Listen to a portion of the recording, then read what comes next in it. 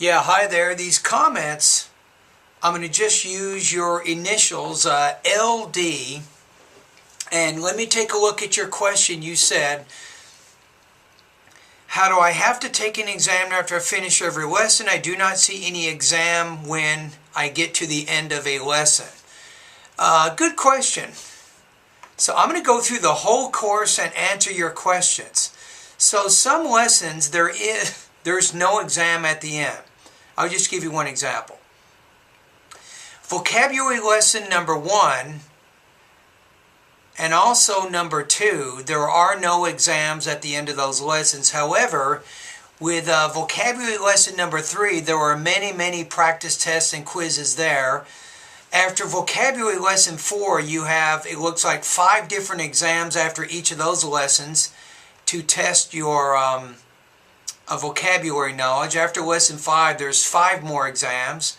After lesson 6, there's 5 more exams. And then finally, you have a final exam. Now in other vocabulary lessons, I think vocabulary lesson number 7, number 8, and number 9, there are no exams after each of those lessons. Okay, with pronunciation, which is the second section of my course, LD, it looks like there are 3. There are 3 different, what we call practice tests that you can take in the pronunciation area of my course, at least something that I need to score. It's your diagnostic pre-test, that's Speak Clearly lesson number 1. Also, Speak Clearly lesson number 25 is another pre-test. And then you have the Speak Clearly lesson number 48, which is a post-test. So there are 3 specific tests that you will take in the pronunciation area. Now keep in mind though that with a lot of the pronunciation lessons there are some practice exercises that I want you to record at my Better TOEFL Scores talk group, and you can do those things at that Voxy Pop discussion group.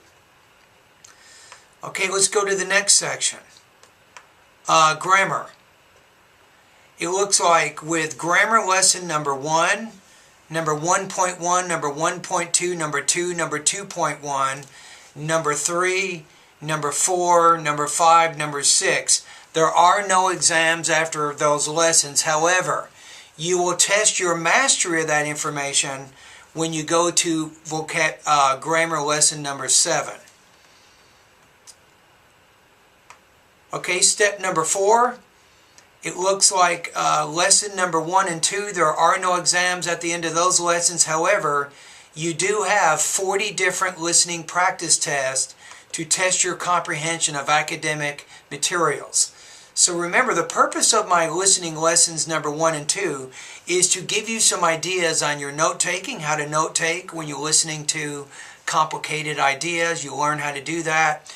You also learn how to understand what's called natural speech. And then you go through and take all the practice tests. Vocabulary pronunciation lesson number 3, 4, 5, 6, 7, all the way through 16, there are no exams at the end of any of those lessons. Okay, let's take a look at reading. The 5th section of my course is the reading area.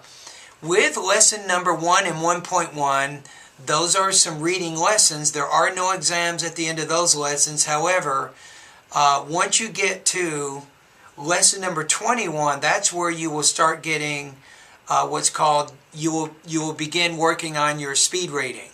It looks like there's 70 different speed reading tests, LD, and they will test your comprehension at 100 words a minute, all the way up to 350 words a minute. So you're testing your comprehension and your reading speed together.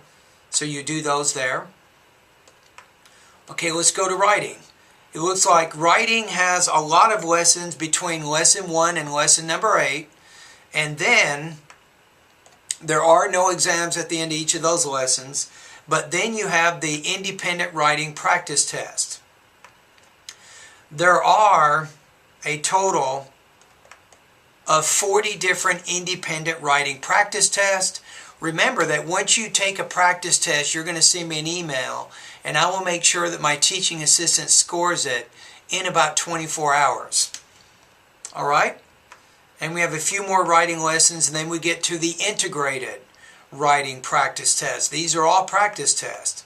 I have 43 different integrated practice tests that you can take right now.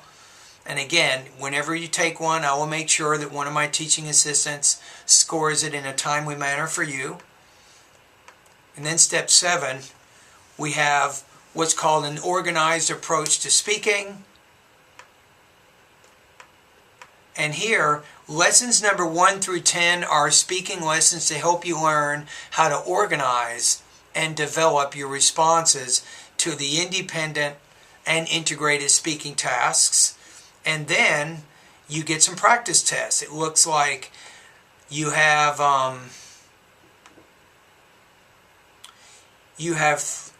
over 300 independent speaking practice tests that you can take right now, and you can record those responses over at my VoxyPop discussion group. And then with integrated speaking tasks, you have 20 that you can complete right now. So some of my lessons LD, there are no exams or quizzes at the end of the lessons. In other cases, there are. And then my 8th, I just created an 8th section to my course, and I've partnered with a website called Score Nexus. And I'm now offering full-length TOEFL IBT and section-specific tests. So now, after you've gone through my course, you can now take a simulated TOEFL IBT 4-hour test, and you can see how you're doing, and that will help you make a decision on whether or not you want to spend the $200 to take the actual TOEFL exam. Alright, anyway, thank you for your questions. I hope in this video I have answered them, and anyway, all the best to your continued success, and thank you for being one of my students, and keep up the good work. And remember, if you ever have a question, just send me an email.